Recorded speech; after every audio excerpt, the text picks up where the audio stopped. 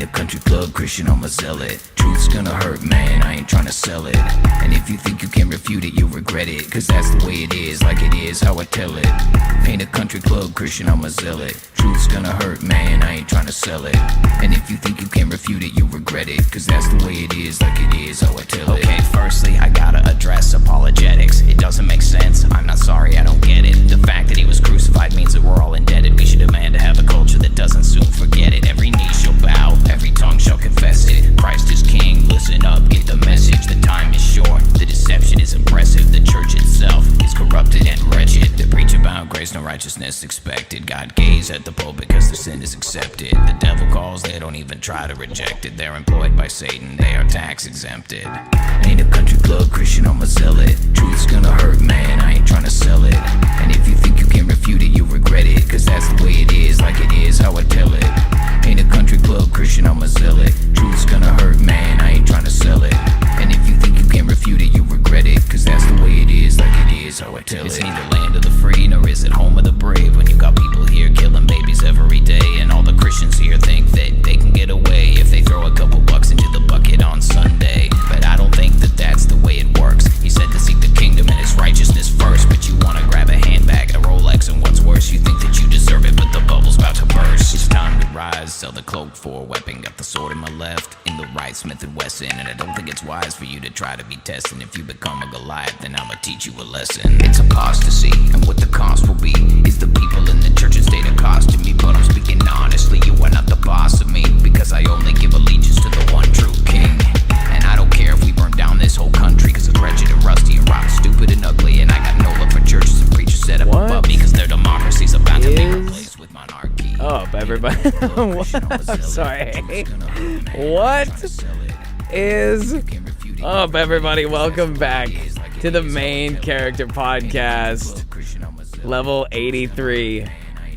Made possible by the Cult of Con. That's you guys. Thank you for being here. I'm Con Man. I'm all out of order here. What am I saying?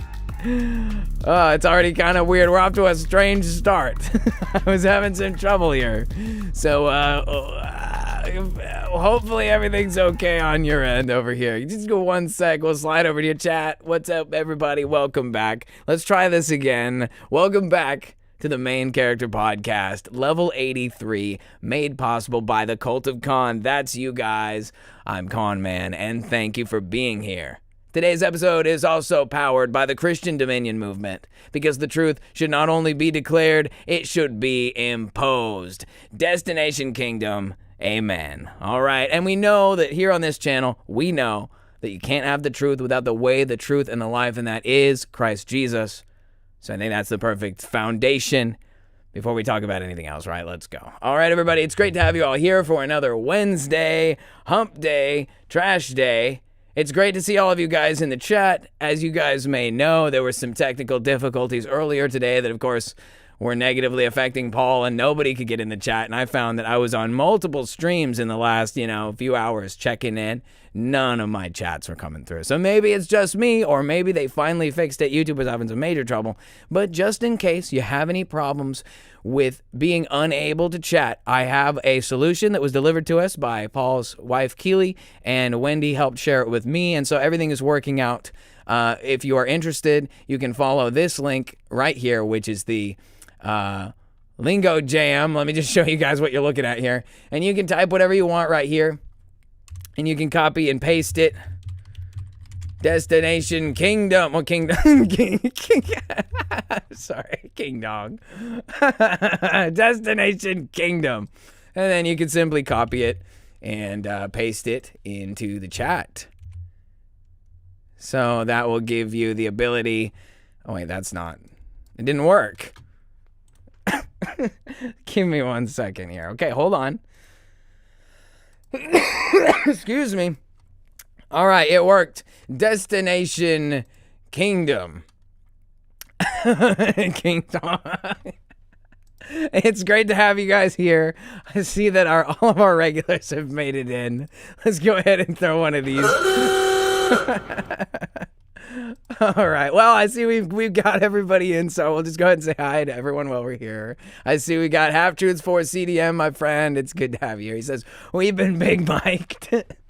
That's pretty much the best way to explain it. It looks like chat's working for some of us. So unless you're on the list, I don't know what you guys have been saying in live chats recently about, who needs to be executed or whatever. But apparently some people are still experiencing the nothing you type appears in chat glitch or whatever. So again, you can use the lingo thing if you want to be fancy and post some of these letters up in here. But otherwise, obviously great to see you guys. We've got Cage Fighter as well. Good to see you, King Dong. No one's gonna let me live that one down.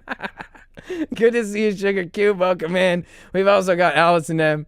I have tinfoil hat pics of all 4 of my guys. Yeah, we're all out here,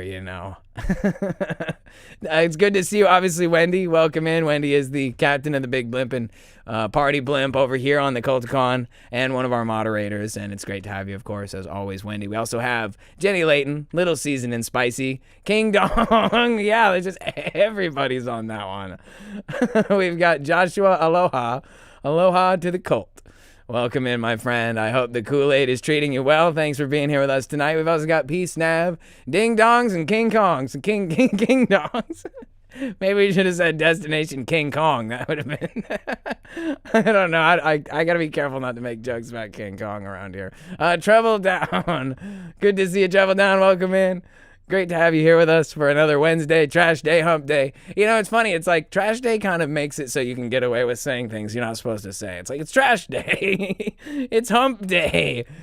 Yeah, obviously, if you guys work a regular 9 to 5, I know we're halfway through the week. So that's why we celebrate Hump Day. We know that it's all, the bigger part of the week is behind us now. So hopefully you guys have what you need to make it through to Friday. I'm trying to keep everybody going, keep the energy rolling.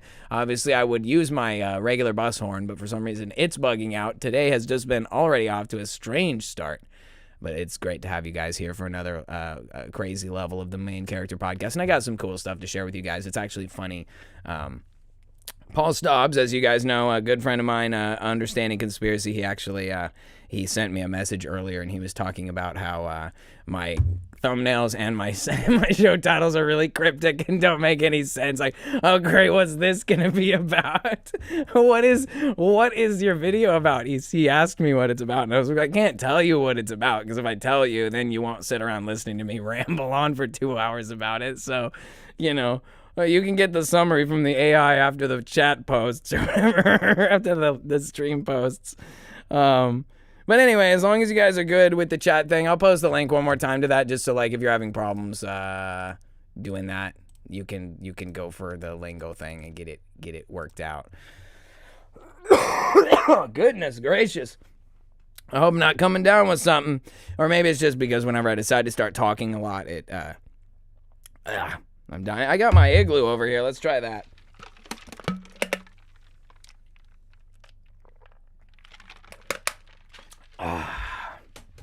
Let's go. Drink more water. All right. Let me clarify. So last week, I think I misspoke. It's not a true correction, but Marcus brought to my attention the fact that Russia did not, in fact, dig a hole into hell.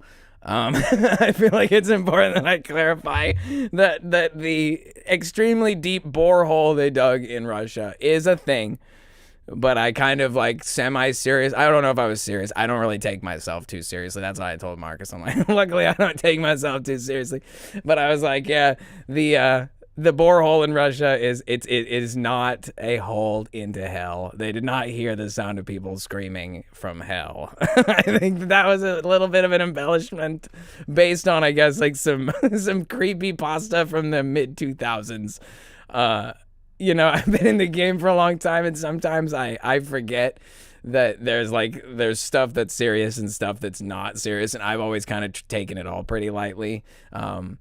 So I'll try to be more clear when I'm saying I don't really think they dug a hole to hell. I just thought that was funny because that went around on the internet for a while and it was great. Here's the Lingo Jam thing if you need it, in case you haven't seen it. I did not get a chance to say hi to everybody. Let me kind of just swing through and say hi to you guys. I see we got Amelia in here. Good to see you, Amelia. Welcome in as always.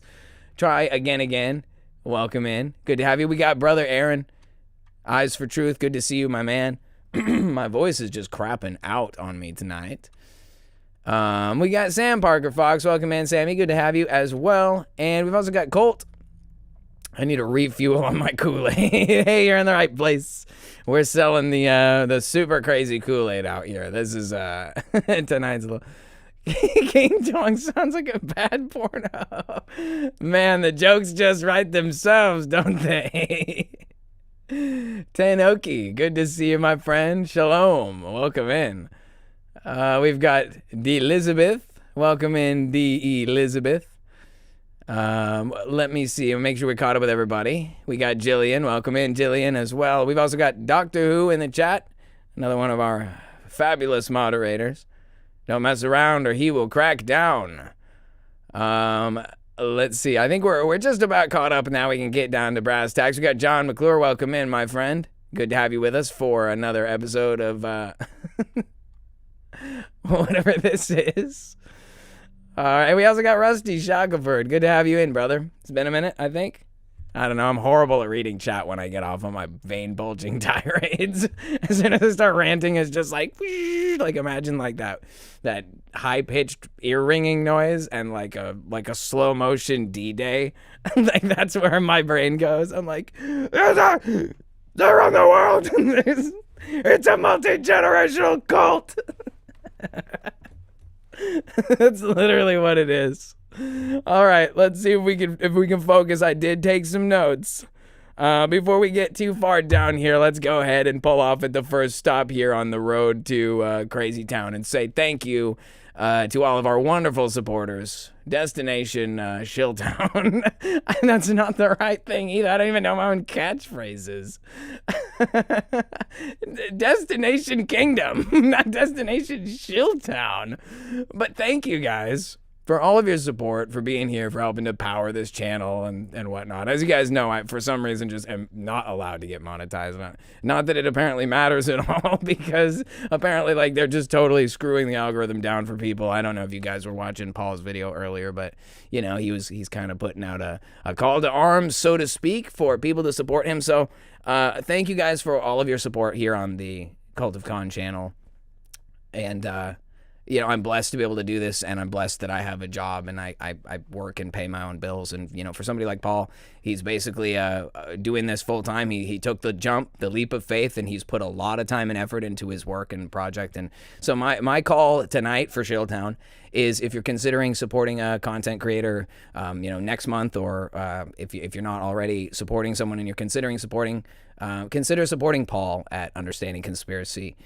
You know, he gave life to my channel, and I can't thank him enough for that. And it doesn't cost me anything to be here, but, you know, he supports his family doing what he does. And, you know, I think it's really awesome what he does. And like I said, I wouldn't even be here if he didn't, like, you know, tell me to get out here and do this thing. So at the end of the day, I'm really grateful for Paul. And so if you guys are feeling generous or whatever, you know, go and show some support for him. You know, it might just be like a few bucks. You know, I know stuff's expensive, but if everybody works together, you guys can make a big impact on, you know, what he's doing and really what our whole community is doing. I know you guys are really generous and you'll take care of him. So I just wanted to shout out to Paul, my buddy. I know he's going through it right now with the way that the system is. I mean, what more can I say?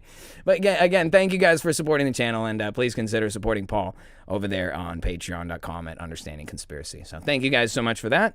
And let's check it out. You know, he was saying that my thumbnail and episodes have become very cryptic lately, so let's check it out. This is the Slippery Slope. And as you can see, it's a Candyland inspired thumbnail with we've got Gumdrop Mountains, we've got Hot Cocoa River, we've also got a candy stream over here, I guess. And never forget CDM. Like, what I love about this the most is that I didn't ask it to make a castle in the clouds, like a CDM type imagery. I think it just knows me too well, like the machine. It knows me now. I wrote CDM on the cloud, okay? I did that. I edited that. It didn't know that far, but the fact that it put the cloud up there, I thought that is perfect, because it is kind of keeping with the theme of what we're talking about tonight, and the concept of the slippery slope and what all that means and everything. And so here I am, dressed as some kind of a weird, like, peppermint spiral clown. Like, I don't know. I didn't choose that part. But yeah, so I'm getting ready to take the dive down the slippery slope, and there's a lot to be explored and to discover tonight for level 83. So I appreciate you guys being here for that, and we'll get into that in just a sec. But before we do that, let's talk about some of the current stuff that's going on. First things first, I spent basically an entire day working in the, what you could call the art studio aspect of whatever this is, whatever this place is.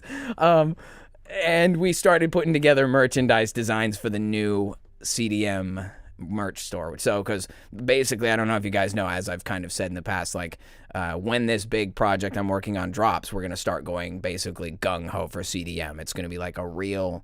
we're going to have the channel. We're going to have multi-social media presence. It's going to start. We're creating like a true presence. It's going to be real. I'm very excited.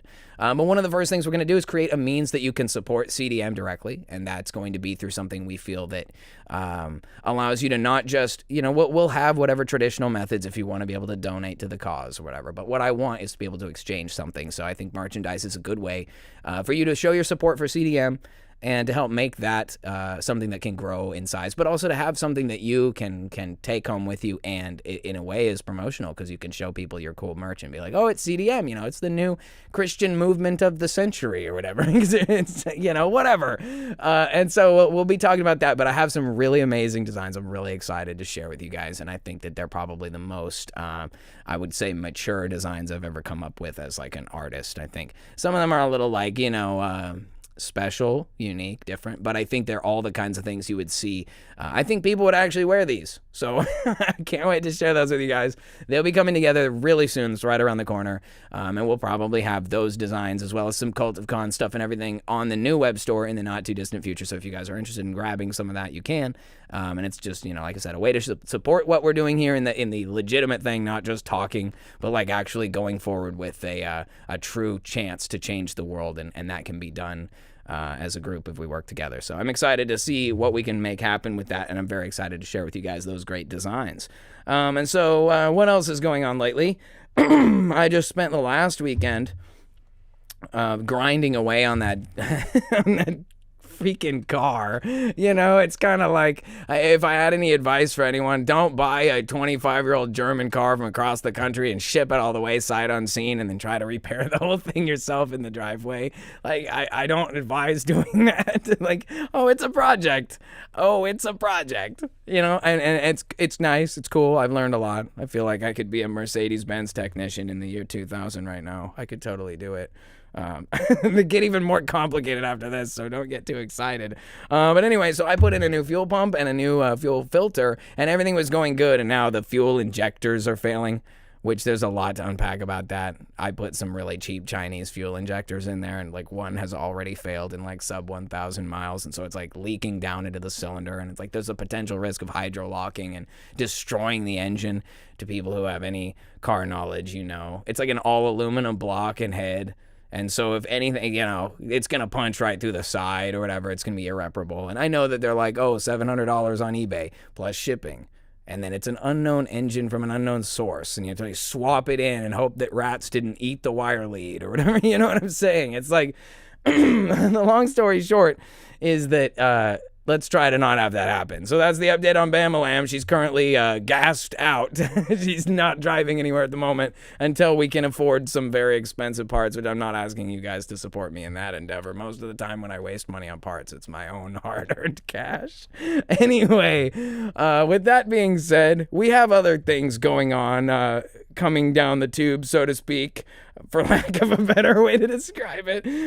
So as you guys know, Trump's really been pushing this whole Iran conflict thing, and you can say whatever you want about the public blackmail campaign of Israel or Trump's involvement here, there, and everywhere, and I don't know anymore. I'm not trying to tell you guys what to say about that, but what's more interesting to me is the fact that we've got our brand new Gerald R. Ford class CVN 78 or whatever it's called, the massive aircraft carrier, right, as well as the strike fleet and everything. We have two fleets, I think, over there in the Gulf or whatever they call it. And as you guys know, there's like troops, thousands of sailors and airmen and stuff like stationed on this boat. And I guess apparently they have a new experimental like to this vessel. Like they've been doing it a certain way for a long time, but on this class and some of the newer ships, they've invented this new like vacuum pump toilet system. And I'm sure you guys might have heard some of the news about this. Like I should have pulled up an article. Let me just see if we can. I'm just gonna type Gerald R. Ford poop. Because as you guys know, the mounting problems are, let's go. Like, can we read Economic Times? Let's just read about it really quick. There's a synopsis on it. Let's go. Oh, it like froze my screen for a second. Whatever's going on this page, like actually like, it's not happening. We're gonna have to say no to this window. That's super weird. I like broke my computer to open that page. What? What was that? I tried to open that article and it just like froze my computer. That's so weird. Thanks, Economic Times. Okay, I guess we're not opening an article. Yeah, you know, Paul was lagging earlier too, so there was some weird stuff going on. Good to see a precision rifleman, my friend. Welcome in. We've also got Sandra Marr. Good to see you, Sandra Marr. Blessings. All right, well, I'll just ramble then. Who needs a dang news article when you got some guy on Kool-Aid over here? Okay. So basically, Gerald R. Ford class ships parked over there. They've been having problems with their new experimental, I guess you could say, vacuum-powered waste evacuation system. Anyway, I've heard from the grapevine that there's been like hundreds of breakdowns in this mechanical system, backflowing toilets and millions, well, maybe not millions, but like hundreds and thousands of gallons of backflowing sewage like pouring out of toilets and filling entire hallways.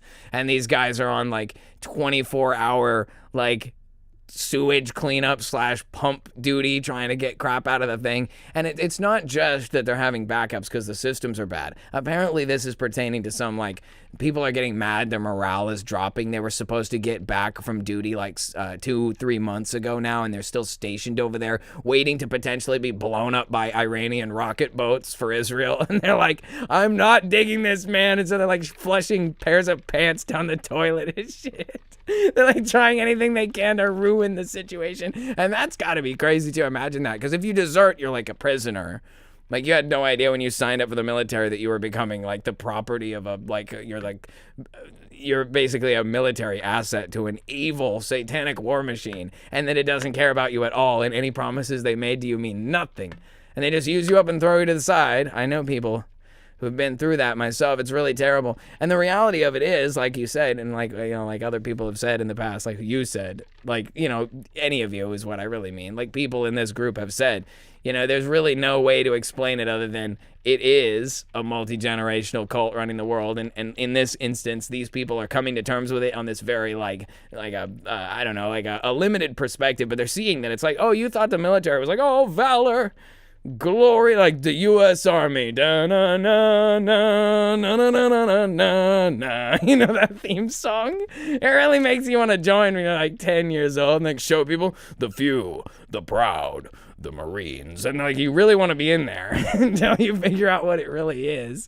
And that's literally what's going on. Anyway, they're over it. I can see why they're over it. You know, it's one of those things where it's not like they're gonna jump off the ship or they're gonna desert, but a lot of these people are going to come up for a re-enlistment, and they're not gonna sign back up for this because they're gonna say, dude, they treat you terrible in there. Everyone they know, everyone who knows them personally, everyone who's like gonna know any of these people, these thousands of people are gonna distribute back across the country, leaving the military. They'll honorably discharge as long as they fulfill their contract, and then they'll never join again. And they'll tell everybody, you know, you don't want to join because it's a poop fest. You're gonna be flooded in poop and basically standing by for World War III to be vaporized. And you should have gone home 2 months ago. I mean, imagine that. It's like you're basically like a Chinese conscript in the 1950s. It's like the worst situation ever.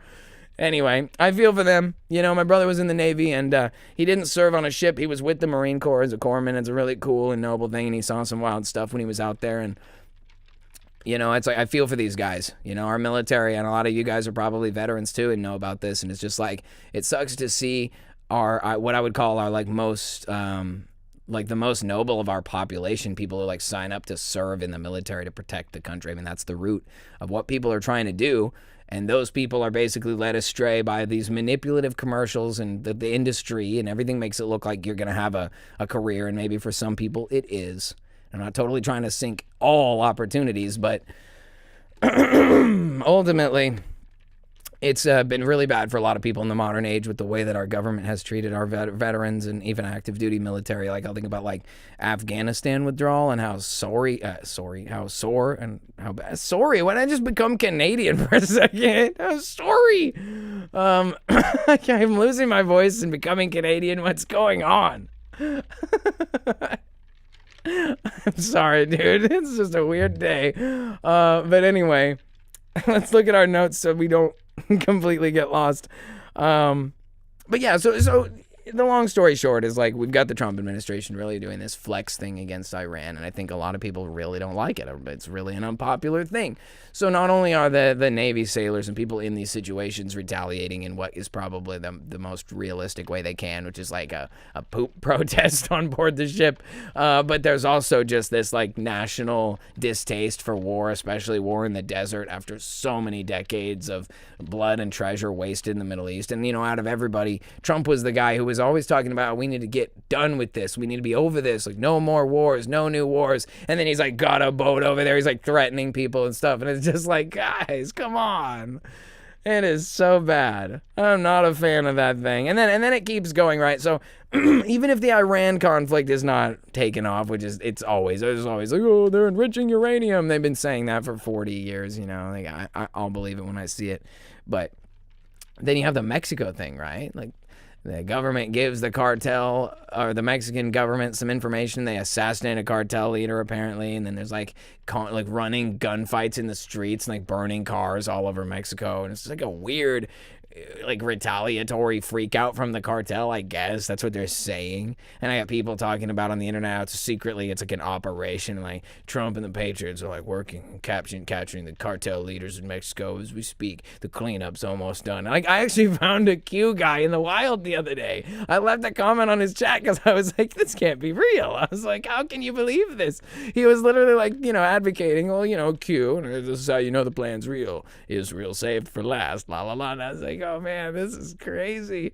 And I even said to him, I was like, no offense, man, but I was like, I really am amazed that this pocket of the internet still exists. There's guys that are like, oh no, it's Q. It's like Trump, you know, it's the good guy, and I just can't even believe that. I'm amazed. Maybe I'm wrong. Maybe there'll be some cosmic revelation, and I just thought that these villains were all, you know, they were just playing a role. I was wrong. You know, Epstein was actually a double agent. He faked his death because he was working for the good guys, working for the white tiny hats.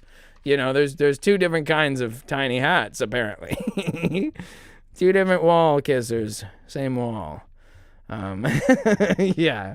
Anyway, so Mexico war, I guess. I don't know. Maybe Trump's like found that the war in Iran is not profitable or going to work. So now we're on to the Mexico war. I don't know. We'll see if that manifests into anything.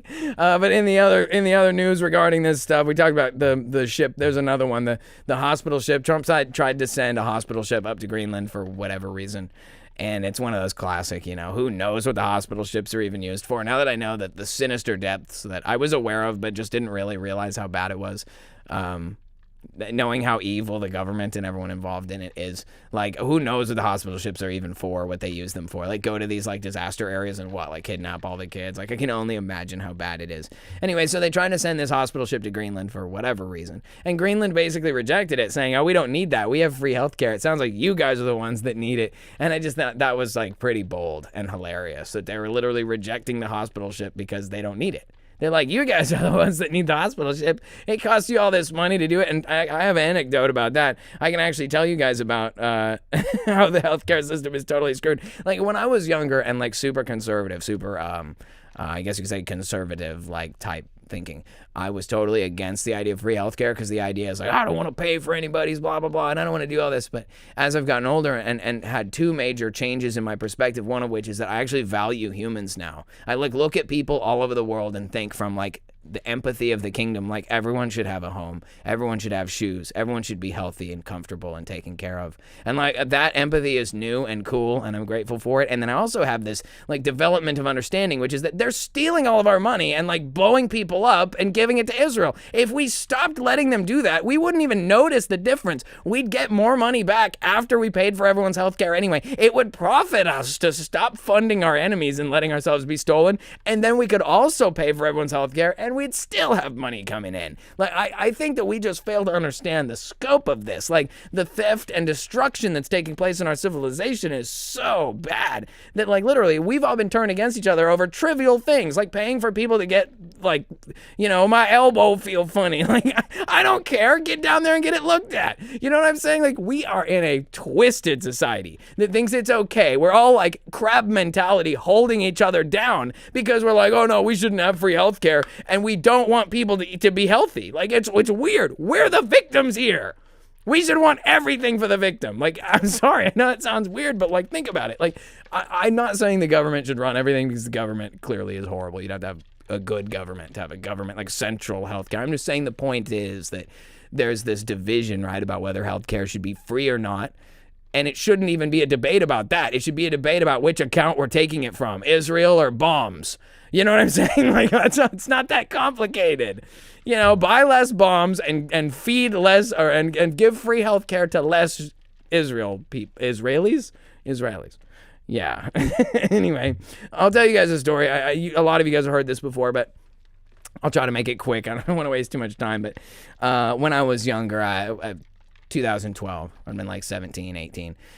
I was in this rock band, and it was our big debut show, and we played the Battle of the Bands thing, and this guy like got mad about us, and it was, long story short, the dude like came up to get a picture with me, and I'm like, yeah, dude, and then he headbutted me in the face and like smashed my nose and stuff, and I had to get like surgery, and it was just, you know, it was a big pain in the butt. And really bad. That kind of a situation is really eye-opening, I think. Like, if you get assaulted by a stranger and they don't get in trouble, and like you become a direct victim of violence and injustice, it really changes the way you view the world. And like, after that, I became kind of a closed-in person. I like became a lot less social, because I realized, man, this world's really unjust. Like, there's really a lot of like villains just going around doing whatever they want, and they're totally unmitigated, and nobody does anything to protect the weak. And I look at myself as like a 17-year-old little skinny kid, and I'm like, man, I was weak. I was dumb. I was naive. I didn't realize. And it's a real shame that like a guy who comes from like a better family than me with more money, like they had like a band van their parents paid for and stuff. Like, they had it better than me, and they were punching down on me. And I realized that it wasn't really so much about myself that I was angry. I was angry realizing that this is what the world does to everybody. The people who are small, the people who are weak, the people who are poor, they're always chewed up and victimized by these bigger fish. And it's like, you might see that in a pond, but we're supposed to be better than the animals. And so when I see that human civilization is that rotten to the core, it really bothers me. But anyway, so I got hit in the head, and like I had that surgery and stuff. And in the subsequent years, I found that I had a really big sensitivity after that to being hit in the head with stuff. Like, no, like I should wear a helmet when I go around, maybe. I don't know. Am I announcing my weakness to my enemies? That's fine. I'm really not concerned. The Lord goes before me. Nothing can come against me. And if the Lord wants my head smashed, I guess, whatever, bring it on again then. But legitimately, no, I got hit in the head once or twice, like not too bad, but then I had like a seizure, right? Like one time it happened, my ex-girlfriend was like trying to pull something out of a bag, and her hand slipped, and she just bashed me right in the nose. And it was just a nose hit, but it caused me to have a freaking seizure. And that was early after it had happened. But then later, like years later, I was at the Applebee's having dinner, and I got hit in the head with a chair. Not in like a bar fight, but just like a chair like hit me. Like the bar stool was like twisted, like wound up, and I leaned down to pick up my wallet or something on the ground, and it twisted, and the chair hit me in the side of the head. It was a pretty good hit. It split my my skin open on like this side of my cheekbone. But that caused me to have a seizure like a few minutes after too, and it was because like there was an inflammatory in my skull from taking a head hit. Like, I mean, getting headbutted in the face by like a grown man-sized guy when you're like 5'2" and 90 pounds, and you didn't see it coming, and it's like a full-fledged hit. Like, I'm surprised it didn't do worse. I think I have like neck problems from it. Like, sometimes my neck will just crack or whatever. But anyway, to get to the point, after that second major like freak out where I had the seizure, I went to the hospital. I had to. And I got like CT scans and stuff, and it was like this whole thing. And I should have been covered by the insurance, but it didn't. For some reason, it just didn't. Like, they would not pay for it. I don't know what the deal is, but anyway, I got hit with like $26,000 in medical debt. And I'm like, I think this was a few years ago now, but I mean like 2019 or something, I ended up with like 25 grand in medical debt from one trip. And I didn't ask for 3 CT scans. I didn't even ask for any of this treatment. I just was like trying to do the due diligence of, you've been hit in the head, you've had a seizure. Like, well, don't just ignore it and die. So you just try to do your due diligence. You get an ambulance bill, you get all this. They made me wait for an ambulance. Like, I didn't just get to drive over there or whatever. Like, it's a long story, but the gist of it is America's healthcare system is cooked. And so you can easily have your entire life turned upside down. You know, I wasn't like a big successful guy. I didn't have like a lot of money. I didn't have like a good health insurance policy apparently. And I wasn't like in a position where, all of my progress was lost because I was just kind of like a young, kind of a loser or whatever. I don't know. Never really have done anything super grand with my life, but just to feel that, you know, one thing and the next thing, and realizing like just how easily the system will just take the rug out from under you and completely destroy everything you've worked for and cripple you with debt and effectively destroy your future because of something you couldn't have even like anticipated, you know, and that reality changes your view on what's going on around you. So, I mean, even before that, I had like a consciousness about the way things were going down the tube, so to speak, but I really felt it firsthand when I was like attacked by a guy who, like, the cops didn't even do anything. They were there and didn't even do anything. Or like when, and that's Portland for you. Even back then, 2012, Portland was still the same hellhole that it is today. Don't be too confused about that. But anyway, so I've been familiar with the struggle of people for a long time. Because once I realized how easy it was to be a victim of the situation, of the scope of this thing, I started to have a lot of empathy for other people. Same with like whether they're like immigrants or like just like poor people or foreign people of any kind. Domestic or foreign, or it doesn't matter to me. I just really empathize with people, and I get it now. The world is a very hard place, not just for us here in the West, with the way things are degenerating rapidly before our eyes, but all around the world where people struggle. Like, I watch these documentaries on Free Documentary channel here on YouTube, and they have like Peruvian trucker who like drives along a near-death cliff every day to make enough money to feed their family. And like, if one thing goes wrong, the truck topples 700 feet to their death or whatever. It's horrible. Like that life makes you appreciate it when you wake up in the morning and it's like, well, my work is not far from my house, and I'm just going to be pushing a broom around this morning. And that's not exciting. It's not glorious, but you know what? I'm not gonna die. Hopefully, I'm not gonna die. And it's like, you know what?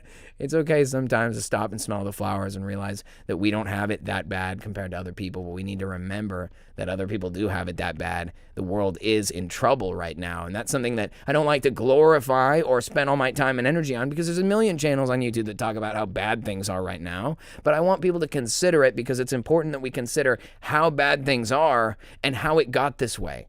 Because if we're going to ever be people who oversee some kind of a change in the pattern, in the direction, in the outcome, in the fruit of this situation, we have to be people that are smart enough to identify not only how it came to be, but how we can reverse this situation. So that is really how you get to what we call the slippery slope. And I know it began before I started seeing it. I mean, I was probably, it was like 2010, like freshman year of high school, when I started noticing. And that's really how these things happen, right? Like, it doesn't matter what it is. Things have collectively gotten worse over time. Like, it's not like today was one thing and tomorrow was another. Like, wars don't begin overnight. The degeneration of civilization didn't begin on a whim with someone's bad idea one day.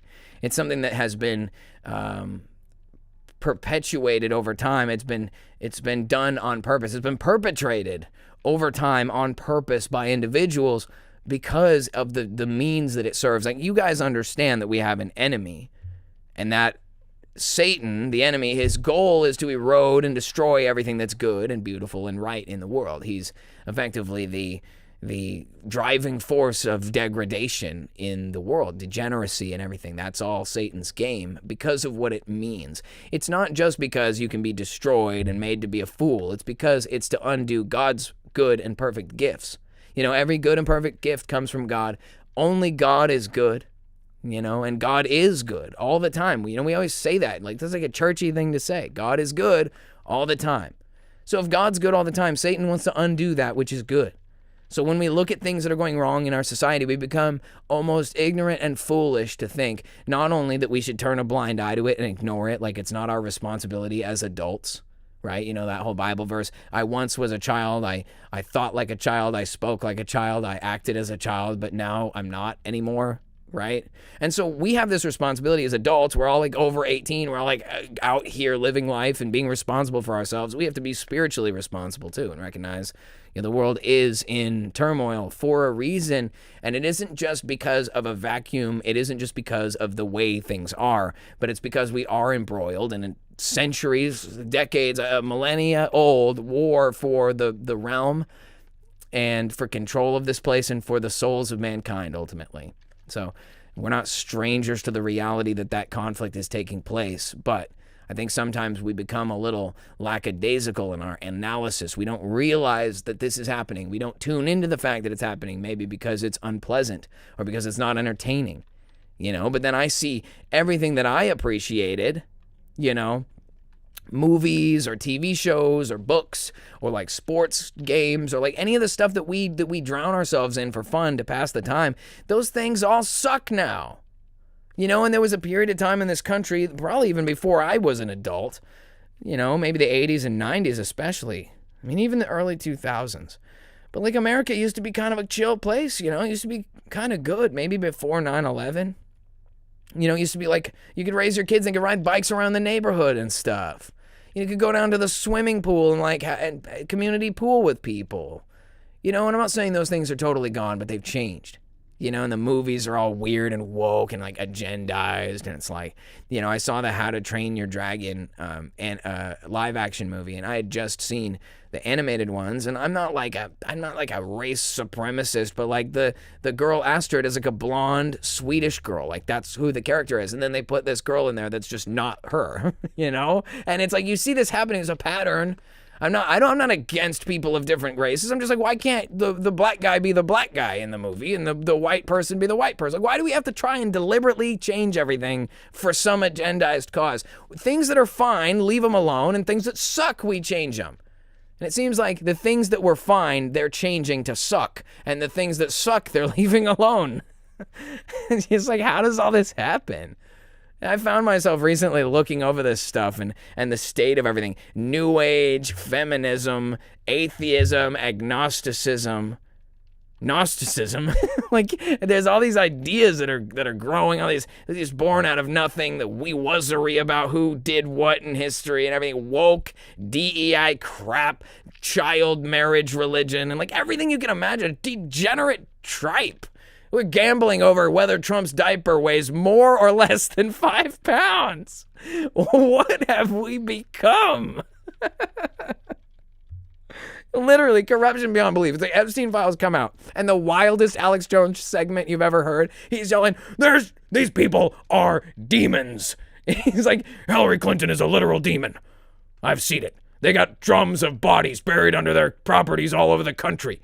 And Hillary Clinton was a Southern Democrat, and when she ran in 2012, she had a Confederate flag as her, you know what I mean? It's like, whatever. The most unhinged Alex Jones, the turning the freaking frogs gay thing you've ever imagined. There's a satanic, multi-generational Jewish death cult that has an island off the coast of Florida, and there's a guy on that island who they call a financier, but he's actually just like a guy who plays video games in his underwear all day, and he oversees a massive human trafficking blackmail operation in favor of Israel against the U.S. government. And it's like the most unhinged thing you've ever heard. It's more unhinged than the moon landing. I saw that paper mache piece of crap. That thing sucked. There was already a camera on the moon when it came down. Who put that camera there? You know, that is easy. But trying to get people to believe in stuff that's truly horrifying. Oh, here's the reality. You want to know the truth? Well, the truth hurts. And so I get it. Like, and then that revelation, right, that the world is really run by this evil, multi-generational Talmudic death cult that dates back thousands of years and wants revenge for Christ's millennial kingdom. Like, that is pretty absurd, you know? And so once we realize absurd is true, it has to be understood, or else we're just going to continue head spinning and not being able to make any sense. And I totally get it. I've gone through periods of time where I wanted it to be one thing or I wanted it to be another thing, like QAnon. It was like, oh yeah, it's got to be Q, it's got to be this. Or it's like, oh, this eschatology, oh, it's got to be that. I've had these moments where I really thought, and I've been proven wrong time and time again. So when it came to thinking that the world was run by a multi-generational cult, I just thought, okay, well, that's got to be like kind of a gross overstatement or some kind of a generalization that when actually the truth comes to pass, it'll be some figment of that, but not really that. It can't really be that. But I think 2026, especially the back half of 2025, I mean, even the back 3/4 of 2025 have been extremely revealing for people about the reality that the conspiracy theorists were right. And then we have to acknowledge that. We have to realize that it's really bad out here. And that instead of trying to hide from it, let's just accept it. Not accept it as in that it should be the way it is, but realize that that's the reality of the situation, that we are in a very insane time in history and embroiled in a really crazy age-old conflict. And once we can be adult about that, once we can be, leave the old man behind, take on the new man who happens to be a man, or at least if you're a woman, obviously a new woman, right? But the man is in the new being, the new mankind, the new personhood in Christ. And so now we have to be grown-ups. We can't just be like, well, I like video games and I like football and I like cool cars. And so I don't care what's going on outside. I'm just going to put a blinder on and ignore what's happening. I'm not saying live your life as a slave to the news media, but recognizing that we're in trouble is important if we want to get out of trouble. And learning how we got into trouble is central to figuring out how we get out. So let's look at something like, what's a good example here? Well, okay, so we know Satan is the one behind this, right? Like, we don't have to look far and wide to realize that Satan's the one who wants to degenerate the world as we know it. And we talked about that. Don't be a simp for Satan, as Wendy might say. But ultimately, Satan's trying to get the major outcome, which is the destruction of all of God's people and all of God's purposes in the world. Satan hates you, he hates God, and he wants to destroy you and everything you're doing. So if you realize that, then we need to realize how he makes it possible. Satan doesn't just show up as a flaming dragon and burn your house down. Not necessarily. Can't speak for everybody. But usually his way is a slippery serpent snake type of way.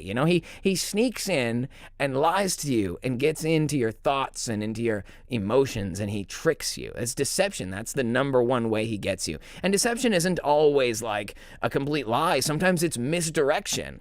Don't look over here. Look over here. And we know all about fake news, lying and distracting everybody. That's totally normal. But he's doing something, right? He's working towards a goal, and his goal has been the erosion, the degradation, the destruction, degeneration of Western society, of Christian society, of the followers of the way and of the kingdom itself, and what remnant there is left in the world. That's been the followers of Satan's primary goal, to destroy those things. And so if we understand that's their goal, and we look at it and try to understand how they got us this rotten, how did they get it this messed up, if we can analyze that, then we can begin to understand how we can reverse the process. And not only reverse the process, but begin a new process of healing and restoration and of building something new. In the same way that ideas at first can be very shocking and scary, sometimes they're dumbed down and made to seem less offensive in order to get them past your radar. And a good example would be stuff like, tomorrow is payday. And for me, I think about it every single time I get a paycheck, and I'm sure you guys can relate to this. The government just steps in and takes a chunk of your pay, right? That's an American thing.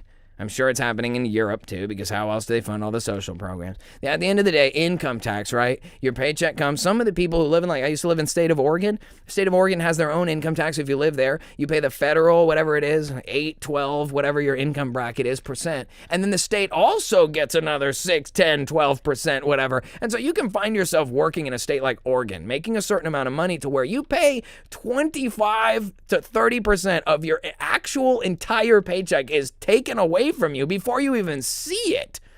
And that is medieval.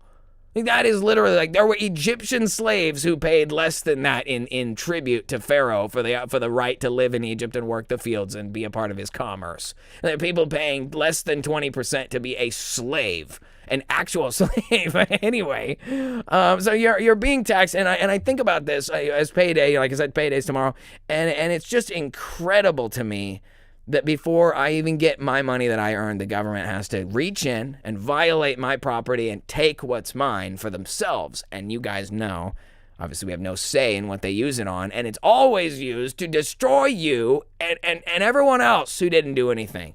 Enriching themselves while destroying you. Absolute nonsense. And nobody wants it. Do you know anybody who wants to be taxed? Like, ask yourself that. Like, I imagine, like, anybody who does something for themselves, it's even worse, right? Because when you get a paycheck, they just rob it from you, but at least you just get your chunk and you can see, minus what withholding, they call it. But it's not withholding, it's theft.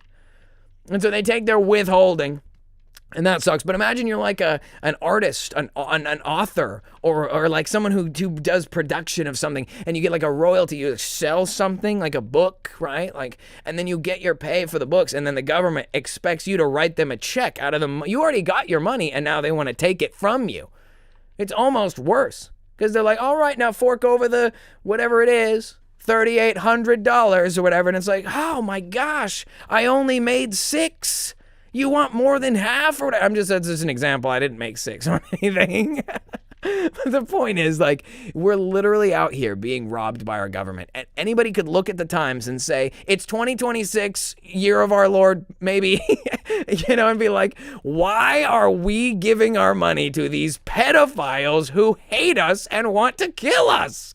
I literally think that I'd be the last person on earth to ask that question if I said so just now. I don't think there's any of you people who like being taxed. Does anybody support the measure at all? All in favor, say aye.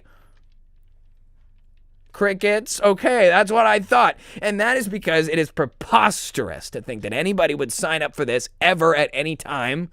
And so the fact that it's even here is the craziest thing to me. Why are there things like I remember this back in the day, it's like Keiko at the zoo. We got orcas in the water park or whatever, and nobody wants them there. Every comment on the video's comment section says free Keiko or whatever. Why is he in there? Why is he in there? He's just in there anyway.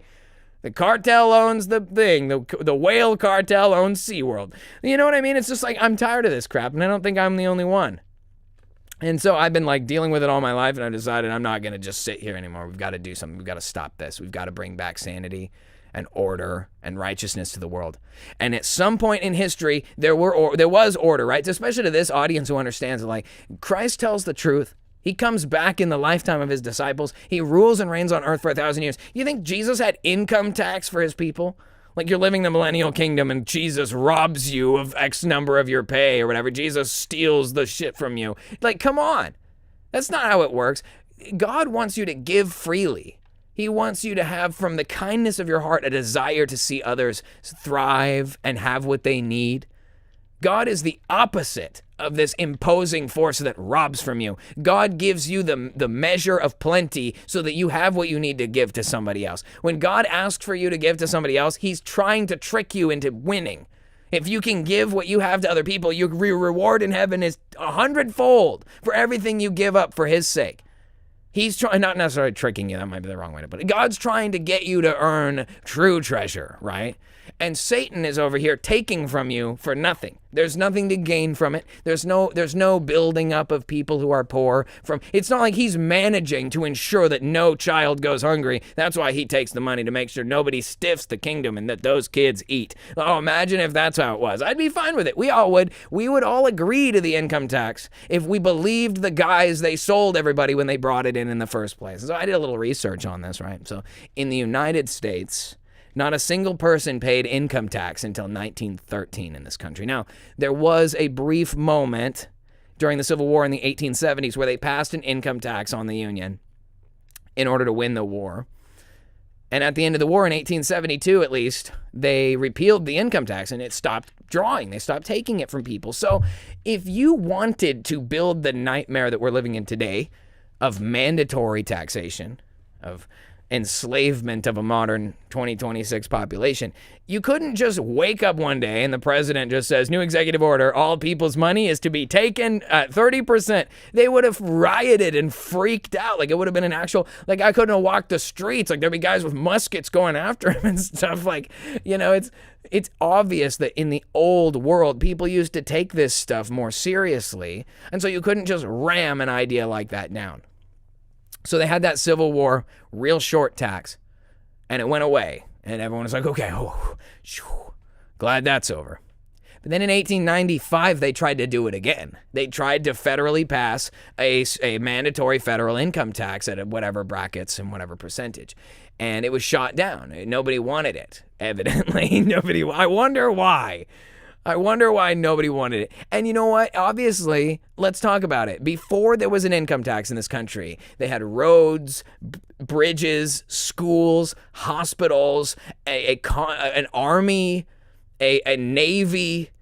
We had government buildings, libraries. We had everything. There was a whole economy in this country. It wasn't just like a vacuum. And even more, another plea to this community who understands. You look at America in the 1880s, 1870s, 1890s. You look at these pictures of the world's fairgrounds, the Chicago Exposition, and you look at the grandeur of that stuff. And just remember that according to the narrative, no one paid income tax yet, and they built giant palatial freakouts on whatever, okay? So like just notwithstanding whatever the myth is about that, let's just take them at face value. Those buildings were built without taxpayer dollars. We had angelic ancient Rome in the United States in the 1800s at the cost of a fart in the wind somehow. Because nobody was paying income tax. I don't know where the money came from. Oh, maybe it was on tariffed goods. Maybe it was on sales tax on purchases that people knew, excise tax for certain things, jewelry and different things. And that is, I think, that's reasonable, right? If you want to agree to pay for a certain item that has taxation on it, then you've taken your money and you bought the item that's taxed. And it would make sense that you taxed certain things that you don't need. I mean, like food is ridiculous. You should do nothing to add to the cost of food, nor should you do anything to make a greater degree of separation between people and eating it. Should be as available as possible. It is ridiculous. Okay, but anyway, so we've got maximum taxation alteration coming in 1913 in the United States after it was shot down previously. But not only did they bring in the taxation in the 1913, they also brought in, what else did they bring in during that time? The Federal Reserve, or the central bank system, was brought in the same year as the introduction of the income tax. And so obviously they knew they were going to pass it. It wasn't an issue of whether or not people were going to allow it to happen. Like it was 1913's decision to add income tax to the Americas. That was not done by a system of like a gamble, like, will we have the political support to pass the bill? No, it was done by people who control the office and decide now is the time to insert the new measure. Now we've come far enough that now when we introduce it this time, it'll be like, well, we did it once and repealed it, so it's not that bad. We tried to send it up and they shot it down, but this time it passed. So it starts as just this idea, as preposterous as it is. They give it to you in chaos, right? Like, oh, we need it because the war. And so you take it and accept it, even though you don't think it's a good idea, but then you survive it. They repealed it in 1872. Oh, okay, well, that's not so bad. You know, so if they ever try to tell you again, oh, we're trying to institute the new income tax, you would look at the situation and you would just be like, well, you know, last time it was only temporary, so I'm sure it'll be temporary again. Yeah, this goes right along with what Paul's been talking about earlier this week about desensitization. And it may not be in the same way as like being exposed to violence to where you're not surprised to see it anymore. And there's probably more to say about that, and I probably will. But like the idea that they're going to do something you don't like and you can't do anything about it. Maybe the first time that happens, you as a culture like freak out and riot and like rebel and overthrow the crown over 3% T-tax, right? Like the country's supposedly built on that, riot over T-tax. So you have a population of people, you can't just sign up for taxation. They hate that. America hates taxes. You know, the country was founded on that, supposedly. So then they know they're not just going to be able to force it on you right away, so they do it in steps, and that was the first step, right? In the time of great turmoil and chaos during the Civil War, they instituted a tax we've never had, and the people didn't want it, but they knew they needed to because the future of the country was at stake. So everybody agreed to it, and then they repealed it, so, oh, look, see, it's easy. We can always take it back. You can easily repeal it. So when 1913 came around and they passed that, as well as the Federal Reserve, construction of the Federal Reserve, everybody who probably opposed that argument was probably like, but they're going to build infrastructure for something. It'll never go away. It won't be temporary. They'll leave it on us. And everybody pointed to 1892 or whatever it was, 95, and said, well, obviously that's not true. The last time it was shot down. And prior to that, it was repealed after only 3 years. Like, they try to make it be like they're smarter than you about everything. Listen, we've already done the analysis. We don't need to hear your opinion. And then they institute the horrible thing that nobody wanted, and everybody's just forced to take it. And I think that's really what the slippery slope is. It's like this bad pitfall that some people can see before it's too late. They see it well in advance. They're like, this is bad. I remember 2009, 2008, like it was yesterday, being in freshman year of high school. I've told this story before, but it's a just pivotal like moment in my mind where it was like the moment I began to notice the noticing. And I remember it's like they're electing Barack Obama, and I remember it's like, do people really want this guy for president? Like, he's not even, this birth certificate thing, which turned out to be totally true. He fake certificate. I mean, they had Joe Arpaio present all the findings, a sheriff in the state of Arizona. Like, it was legit. They just didn't do anything about it. Just no justice. And looking back on that, then you try to tell people there's no justice. They're just not doing anything about it. There's no accountability. And people are like, oh, come on. You're the district attorney. You make up some crap. And then it's like, now look back on it. Like Epstein, that guy didn't kill himself. Everybody knows it. Where is he at? Tel Aviv? Like, it doesn't even matter to people.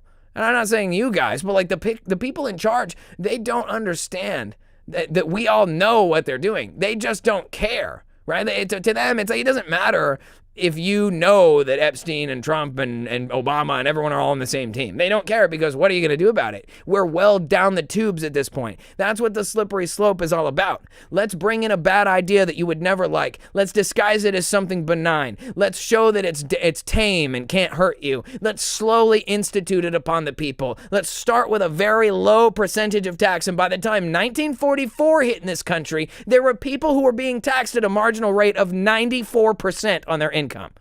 I mean, I can't even, can you believe that? And if they did it then, what's to keep them from doing it to you now? We look at our lives and say, oh, these taxes, these groceries, this gas, it's so much money, it's so unfair. We're in the middle of the slippery slope right now. The fact that they're not taxing us 94% is literally because we're at the mercy of these people like Epstein, Trump, and Barack Obama. We're at the mercy of these people. And I remember when Barack Obama became president and he started doing all of this crazy stuff. Like, there was a point where he started introducing stuff like the Fast and the Furious thing, where he literally armed the cartel. Or like, it always starts with something, right? Like cash for clunkers. Barack Obama created a program to get all of the good old hard body straight frame cars off the road. Anything that anybody had that was like not in great condition, or maybe you had an extra car, believe it or not, there was a time in this country where people had extra cars. And they went around and rounded all those up and gave people pennies on the dollar for these old cars so they'd be off the road, so that there'd be a shortage of used cars, so that everyone would go buy new cars. And why did they do that? Because they were planning to bail out the big auto manufacturers using your money. And then to fix the sales, they would have you, in the time of economic turmoil, you're going to have to go buy a new car because you can't find an old Cadillac on the Craigslist. You know what I mean? They did this on purpose. This is the slippery slope. It starts with an idea. Let's figure out how to rob the American people, replace the available used car market, and force all these people to buy new, crappy cars. And they do it every couple of generations. Now, you can't buy a car that doesn't start with ding-dong, ding-dong, and it's got a stupid alarm telling you to check the back seat so you don't leave your kid in there because it's WALL-E, Disney's WALL-E, and the average house mom is like totally retarded and just forgets their kid in the back seat. So we have to have an alarm in the car to tell you not to leave your kid, because it's literally like we've degenerated. It didn't start like this. People used to read and write eloquently. People used to give speeches without saying the word or throughout the entire thing. And I'm guilty of it. And I'm not saying like I'm better than anybody. I'm just saying, but like, look at what's happened to us. We've got a boat, the most sophisticated boat in the world, and the sailors on the boat are flushing pants and flags down the toilet to try to break their own ship because our own government is so crappy that even our own military doesn't want to work for them. It's a crazy, crazy situation. And it didn't just happen overnight. I would say a Trojan horse is an okay way to describe how it gets in, but it always starts as something small. And this you see all the time throughout the history of these terrible, terrible policies. From the income tax to the healthcare costs. It doesn't even matter within 6 years of implementing that federal income tax, they created the entire IRS apparatus, the entire central bank enforcement network of marshals, armed guards who can go and collect the taxation from the people who don't want to. We're talking about right after that is prohibition. There were all these freedoms in this country. People need to remember that before America was, I guess, conquered, I don't even think that's the right way to put it because I think it was founded in evil anyway. But before America's people were subdued, America's number one export was alcohol. 60% of the export of the United States was alcohol. They had this giant uncontrolled economy of random rednecks building moonshine farms and selling all this moonshine and making real money for themselves. People wonder how they had hospitals and bridges and schools, and it's because we were making money. We were building things and manufacturing things and stealing up liquor and selling it all over the world. And that was a good start to this country. Nobody had any problems there. Everything was fine. Apparently, it led to the World's Fairs and massive palatial gardens and everything else you can imagine. That was the result of us having freedom and unmitigated ability to brew liquor or just find your own fortune, right? You could just do whatever you want. Now you have to have 50 permits to build a shed in your own yard, but Elon Musk can build a freaking power plant against the rules in an area, and the result is that they reward him with a permit for breaking the law. It's just it's a double standard, and it sucks. And I've lived in it long enough that I can identify it. I can see that we're in it. I understand what it feels like to be gliding down the hill as fast as possible with no end in sight and with nothing to grab onto. The slope is slippery. That's what I would say. It's a slippery slope. And I remember when Obama first became president, and it was he's ushering in gay marriage. And I remember hearing people say, this is the slippery slope. And people talked all kinds of crap. No, it's not. People just want to love each other. They use some sort of guilt-ridden, well, your people did this to other people, or the other people who might have lived here were persecutorial to those people of that demographic, and therefore you should shut up and let us perpetrate all kinds of degeneracy. And it's just, the point is that I've seen the pattern. I've seen the writing on the wall. I don't think it's that complicated anymore. Look at what they do. They bring in a bad idea. They do it during a time of turmoil or chaos. The bad idea takes root. It starts out as something helpful and for the greater good. And then next thing you know, it metastasizes into this snowball that can't be stopped, that consumes everything in its path until the final result is you can't stop it because it's totally embedded in every layer. If everybody in this country right now didn't want to pay taxes, they would start one by one just arresting people. They would go from house to house and arrest everyone who didn't pay, and they'd put you in a jail. And thugs for the government, all these useful idiots that like making $150K working for the feds, complicit in their entire operation, right? By the same standards that they hunted down 95-year-old gate guards from World War II. That's the level of complicity that's the level of guilt that these people who would come to your house to arrest you share. It's literally, they had their Nuremberg or whatever, and then they hunted down Nazi gate guards for 65, 75 years after the war, finding anyone who even stood at a train station to have them put to death for their crimes against humanity. And here we are in this country with not only people overseeing the crime, like Epstein, but people covering up for the crime, like Trump, people participating in the crime, like Obama and everybody else, people all covering for each other, and then all the way down to the guy at the bottom who's willing to come to your house and arrest you because you said some some rhetoric on the internet, because I have no free speech anymore in the land of the free and the home of the brave, so to speak. You know, the State of the Union came out yesterday, and of course I didn't sit through that because I don't play that game anymore, but State of the Union comes out and I know exactly what to expect. It's Trump comes out, tells everyone how great everything is. We have such an amazing economy as I'm paying $5 a gallon for milk and gas. And it's just like, I don't know. I went to the grocery store the other day and I came back with like eggs and milk and some other crap, and it was $60 and I had one bag. I don't even buy name brand stuff. Okay, it's not a poor guy's complaint. I make enough money to pay for this stuff. I work really hard. I have no kids. I don't feed other mouths but my own. I know I can afford it. But do I want to pay $60 for what used to cost $12? Every single person in this chat and around the world knows this sentiment is true. We don't want to pay taxes. We don't want to serve other nations. We don't want to blow up children. We don't want to do any of this, and yet we just have to keep doing it anyway, and it doesn't matter what we say because it just happens to us.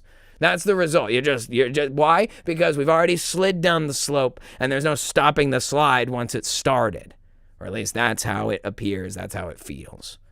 And so when I'm looking at this from that perspective, I'm thinking, if this is how it happened, it started with these small ideas that became a bigger idea that became eventually law, and then it became like this crazy tyrannical structure they control us with. I see how this happens. I see how this forms up, and I think about it all the time. If we're really in a war, if these are really the forces of darkness in the world working out the will of the enemy, of Satan, against us, then we have to figure out as adults, right? We're not children anymore. I always try to bring this up because I feel like all of us kind of get used to being treated like kids, that we forget that we are the adults in the room. Like, there ain't nobody going to come and be the big hero who tells everybody what to do and takes charge. That's us. We are the adults now. We are the leaders now. This is this generation, the people alive today. And I don't mean how old you are. I mean this time in history. Never before has there been a greater call for God's people to rise to the occasion and to become the adults in the room, to become the responsible party, because now everybody's sliding down the slide, and it's desperation at this point. And I hate to be the guy who's like, look how bad it is, but think about this. The great wars of our past, all this stuff, this happened less than 100 years ago. 80 million people were murdered in China through communism. And millions, tens of millions of Russians were killed from communism and Bolshevism in the last century. And the United States lost over 400,000 people in World War II alone fighting against the scourge that was the deception upon Europe. Not even that Hitler and everyone was the bad guy. We were doing the same thing. We were turned against each other by the same enemy that we face today. And everybody knows that now. And here we are doing the same thing. Far left, far right. We're all at war with each other, fighting over whether or not, who's got a dong that can go in the bathroom and who's got, and at the same time, the only thing that the government agrees on is to give our money to the enemy and to fund all kinds of destructive programs, while all of us out here are just barely making ends meet. And I'm not even talking about, scale it. I'm like, single guys barely making it. How is a guy with a bunch of kids making it? You better make a lot of money if you got 4 kids. I don't even know how you're doing it. Praise the Lord for making the way straight for people who are making it. And God bless you that you are. But that doesn't take away from the fact that you can't run from it forever. That's the adult perspective of this reality. And when I talk about this thing, I'm not talking about it because I'm trying to make people feel bad or I want to dwell in darkness. In fact, my focus is reversing this, is making a change and coming out victorious, because I know who we represent. God's kingdom is bigger than all of these constructs and all of these things. There's no slope slippery enough to distort or throw off God's plans for the world.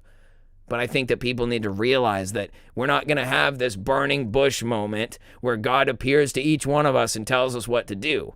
We have a baseline responsibility to lead the world into a better way of living, and that means we have to be the example. And you can't be the example while you're under the thumb of the machine. So we have to figure out how we're going to change it. It's not just about making our lives more comfortable or more fun or being able to watch movies that don't suck or sports games that aren't rigged or elections that seem real. All of that stuff is secondary. Jesus says to seek first the kingdom of God and his righteousness, and everything else will be added to us. So what's our problem? Like, oh, we can't afford houses. Oh, we can't make enough money with wages.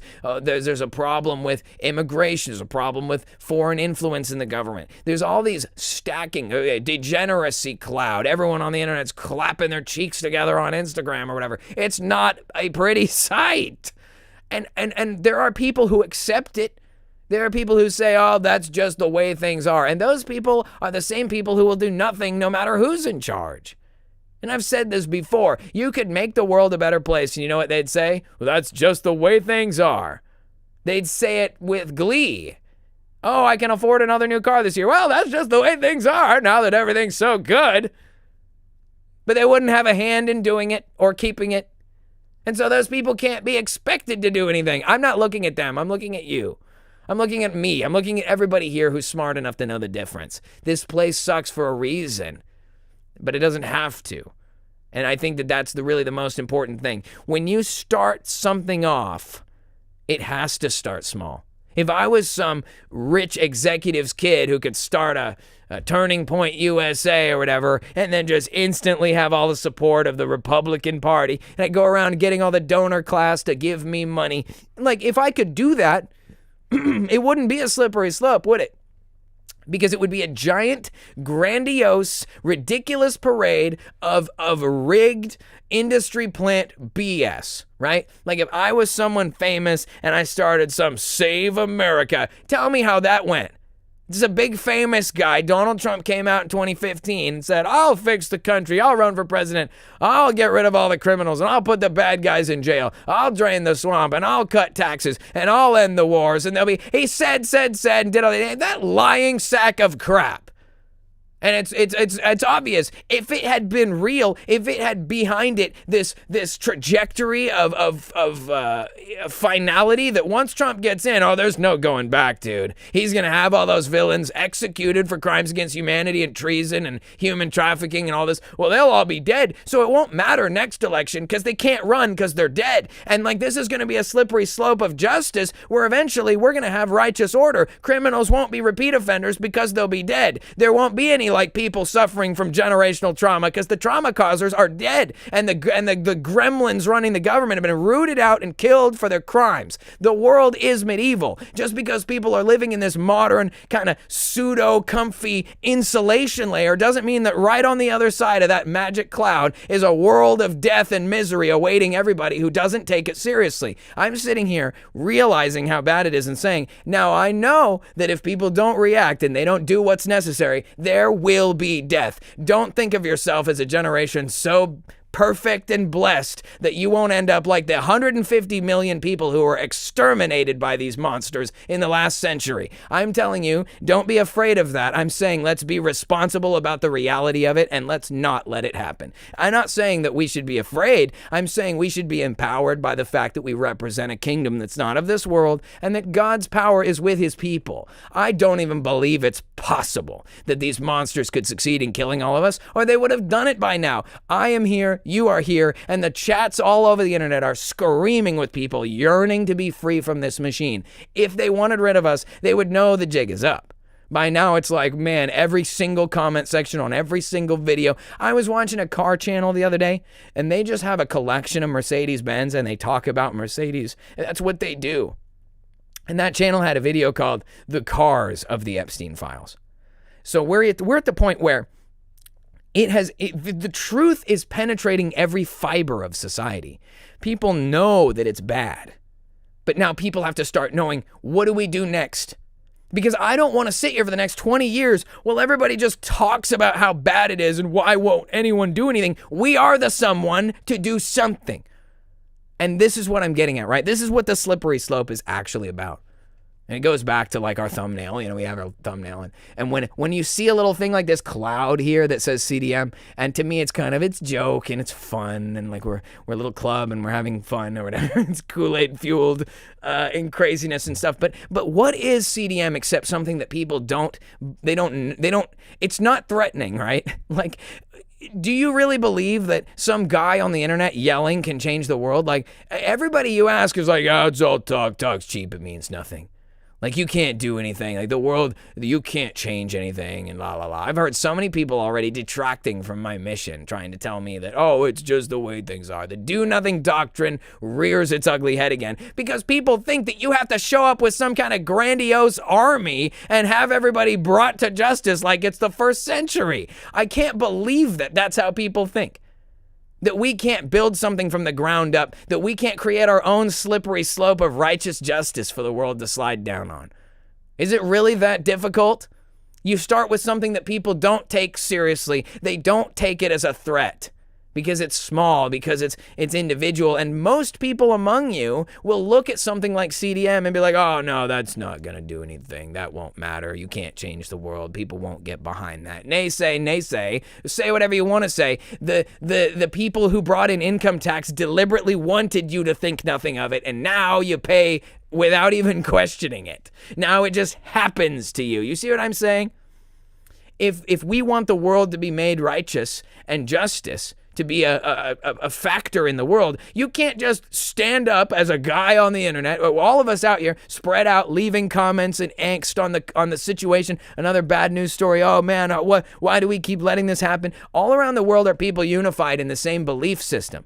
We don't want the whale in the Sea World. We don't want to pay income tax. We don't want to bomb children. And yet nobody's voice is heard. Not a single person is represented by a single figure in our politics or in our media or on the TV or anywhere. And so it gets to the point where it's like, maybe the best thing possible is to not be represented in politics and media and on the TV by some giant controlled opposition, giant orange goon that they set up to sink the whole movement.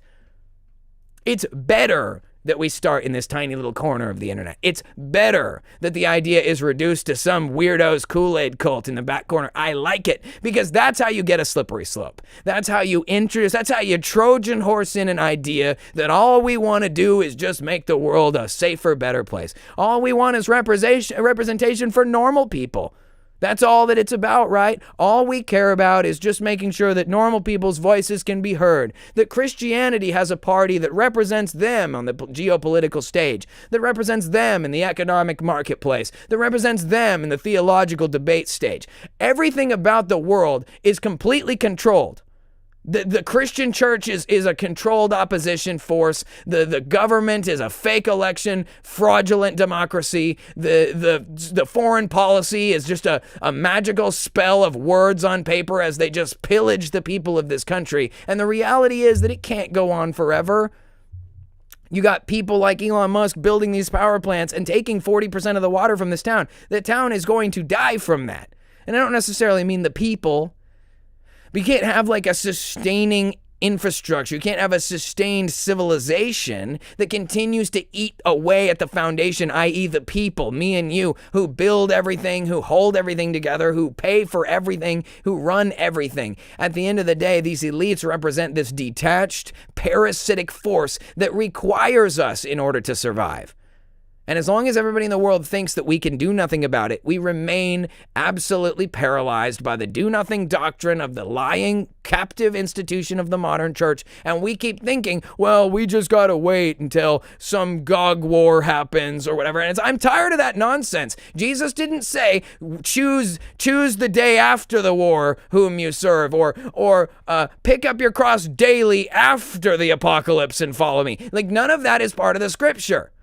And so when I look at this, I'm like, look, I don't need everybody's help. I really don't, because at some point, CDM becomes something that's already in the gate, and then you can't stop it because now it's just an idea. You can't kill an idea. Like, you could blow up the whole Republican Party, and you could still know what a Republican was. You could still know what Republicanism is. It's written about in books. It's on Wikipedia. It exists and transcends the people who you think are to blame for it. So do you see Jesus in the world today? And I'm not saying that like to reduce the impact of his world. I'm saying he's not out here ordering you or me what to do, and yet we serve him and we love him and we die for his kingdom. That is something that people can't take away. They tried to kill him, and it made him more powerful than he was before. It made him the risen king. You know what I mean? Not just declared by God, the Son of God, and the King of the Jews, you know. He was the risen king. He is the risen king. He's alive today and king today.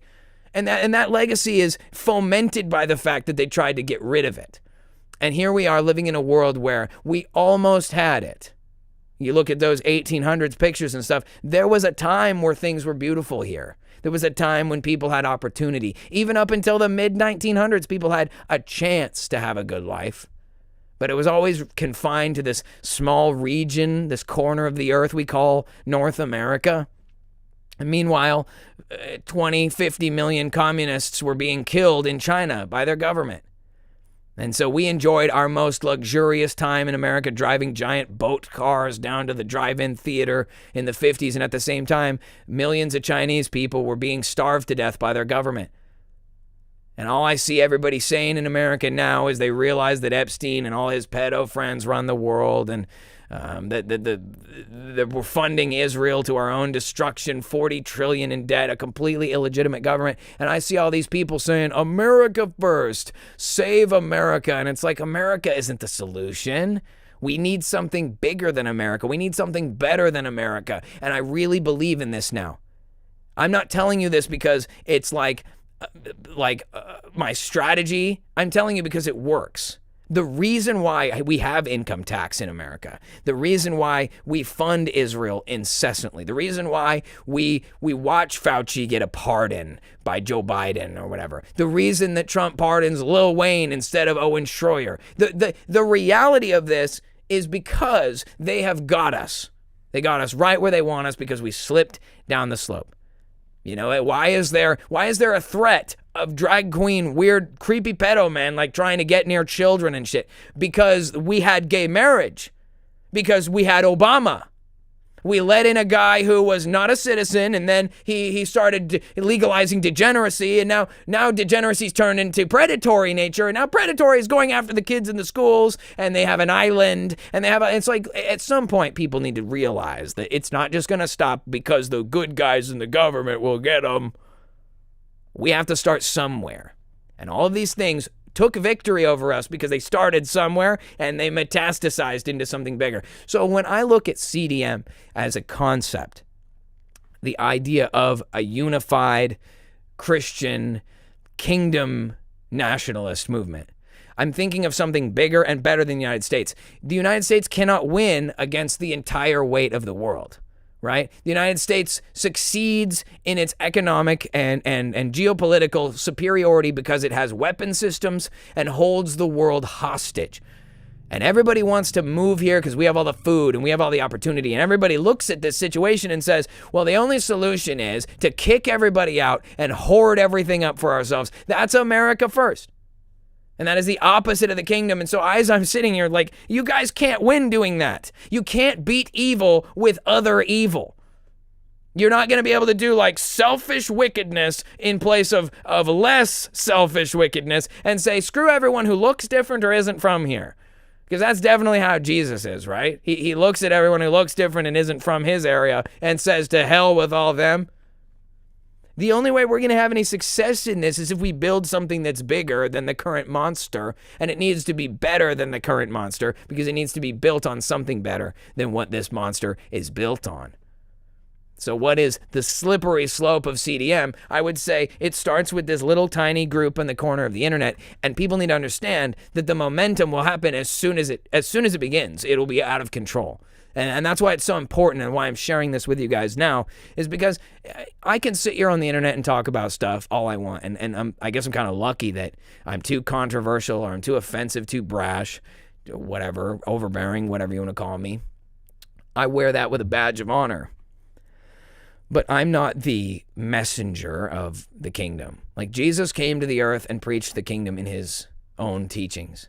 So I'm not here like telling you something I came up with or something I made up. This is like the base understanding of our purpose in the world, is to make the world better for the kingdom, to impose the kingdom on the world, because that's what kingdoms do. They send their colonists to these varying places and they set them up and they say, make that place like where you came from, because where you came from is better than this place. It doesn't matter if you're landing in an unsettled wasteland of a jungle, or you're here in the concrete jungle of the United States. You are in the territory of a foreign land, and you are a conquistador for the kingdom. That is why you exist. God wants the kingdom on the earth just as it is in heaven, and he has sent you to do it. Think about every other time in history when God needed something done in the world. He sends Moses to go and lead the exodus out of Egypt. He sends Jesus Christ, his son, a man, to die for our sins and to build the kingdom in the world. And you can look time and time again, every single time. There's like a Lot, there's like a Jonah, there's like a Job, there's a Noah, there's an Abraham, Jacob. The list goes on and on of individual people. I just watched that King of Dreams movie about Joseph. And, he's this, little shepherd boy, whatever. And then he's sold into slavery by his brothers who are jealous. And then he's like in prison for all these years. And then God makes him like king of all of Egypt, effectively. Like, people don't understand. God wanted him to be king of Egypt. And then you'd even look at the history and be like, but then after that, they forgot Joseph and enslaved the Hebrews. There's so much to unpack there. But let's not think for a moment that God just goes around holy ghosting things and electrocuting people and like just magically changing the world. He always sends people. And so I think that we are those people. This is the age that God made you for. Like this time in history is not so chaotic and awful for no reason. Something has to wake us up from the slumber of living our daily lives in pursuit of things that don't matter. Some of us have to realize that if we don't do something about this, it's just going to get worse. And I know that I'm a grown man and I have what I need. I'm blessed in that regard. And I'm even more blessed to have the support of so many of you people who help me make this possible. But that doesn't change the fact that there are people who don't have the resources we have. When the early church came together, they had what they needed because everybody gave freely and there was no lack for anybody who needed it. You can't do that with the Republican Party or the Democrat Party or the U.S. government or the Chinese government or the Russian government or the state of Israel. You can't trust any of these institutions. They're all cooked. There is no flag. There is no banner. There is no statute. And all around the world, the people are yearning. I remember being a little kid and just saying, where is our side? Where is the good guys at? Where are the good guys? And it's time to make the flag of the good guys. Like, that's what I'm telling you. I'm calling you guys to take this more seriously than any other thing you've ever taken in your life. I'm not just some guy on the internet telling you things that sound cool to me. I'm telling you that this is what it must be, because if we do anything else but this, it's not going to change. I'm tired of being a sideliner and just watching things get worse. And I know a lot of you people feel the same way, but it's not just this community. I know you guys are brilliant and have seen so many things about how deep the corruption is. The rest of the world is full of people who are just desperate for anything but this. And if you could raise the banner, if you could show people that there's an organization made of normal people want the world to be normal. What is normal? I don't know, but not this. Not this monstrous, horrible, parasitic monster that just consumes everybody's life and aborts all the babies and blows up all the kids in Gaza and everything that's going on, dude. It's like, we have to be the grown-ups, you know? Who else is going to do it? Who else is going to have the courage and the drive and the justification? Because everybody else is like, well, we'll just pray about it. And you should pray about it, but you should also get off your butt and do something. And everybody always says, well, what is it that we can do? What you can do is something small. That's what you need to do. Because if we woke up tomorrow, a giant multinational organization, CDM, and we start opposing the government, they'll just assassinate me and you and whoever else. They'll just silence all of us, put us all in jail, shut it all down, and there'll be nothing. We have to figure out how to get into people's hearts and minds. The teaching of reality that sets you free from the construct. Not just the fact that they're all perverts and satanic. That's something anyone can figure out. But where do we go from here? How are we going to take the idea that we need out and turn it into momentum? How are we going to build for our civilization a slippery slope of righteousness that draws people in with the impression that doing this will make the world a better place? And then the result is success that can't be taken back. When I say that these people have to die so that they can go away, so that they can't harm our people anymore, I'm not saying that because I glorify in the destruction of people. I think that there should be law and there should be order, and these people have violated every law and every order of righteousness in mankind's orbit. There's no way to justify Epstein going in jail and us paying to feed him. You know what I'm saying? And I know that may sound harsh, but the world is medieval. I would rather have, in this generation, 100,000 dead monstrous people and save the 80 million. If Mao Zedong and his communist government had been dead in the 1950s, there wouldn't have been another 30 million dead Chinese people. Chinese people that I value, they're not just a number to me. So other people might think that I'm being, oh, you're being hyperbolic. Oh, I don't want anyone I care about to be in that pile. I don't even want to kill the bad guys, but evidently jail doesn't work. Exile doesn't work. I'm not going to do a half measure and cost us all another generation of misery. Epstein was guilty in 2014 like he was guilty today in 2026. He deserved a wood chipper then just as much as he deserves a wood chipper now, even if he's in Prague or in Tel Aviv, I don't care. And the fact of the matter is, the one day will come when the wood chipper arrives for all these evil people, and it will happen. But the difference is, do we have to wait 20 years for every normie on earth who wouldn't do a dang thing anyway to figure out eventually that they were wrong? You know, it's like, you were wrong about Epstein, so when I tell you that the earth is not a ball flying through Bill Nye's space cadet nonsense, then you better believe me too, and then you won't. And so why should you be in charge of anything? Why should you be leading anything when you tell us we should just sit here, do nothing, and trust the enemy? I'm over that. I'm done being ruled over by heathens and fools who don't think that we deserve a better life. Not just me and you, but they themselves and everybody else. I'm not out here saying that I deserve money or that I deserve comfort. I'm saying that everybody on earth deserves a basic quality of life that they are not being afforded, and they are not going to be afforded it. As our civilization gets worse, I can only think about how much worse it's getting in the places that rely on our civilization to barely survive. It's always our hand-me-down t-shirts and vehicles that end up in these African colonies. It's always our leftover stuff that ends up in the electronics graveyards, and they're scrapping through looking for PCBs, trying to make a couple bucks to feed their kids. And it's just sick, man. We have got to get past this thinking.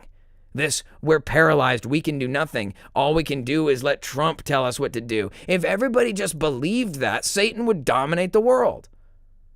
Maybe some people think that Satan does dominate the world. I don't really think that that's the case. I don't see it like that. I see it as bad actors who nobody tries to stop them at all. I mean, every time somebody tries to stop them, it's fake. It's like, oh, well, I'll get behind the guy that already has momentum. You know, it's like, oh, Donald Trump, he's a billionaire. He'll save us. And then he fails us all. You know what I mean? It needs to be us. We. Not a guy, not a me, not a Donald J. Trump. It needs to be us. The truth is not my message. It's the message. It's the gospel.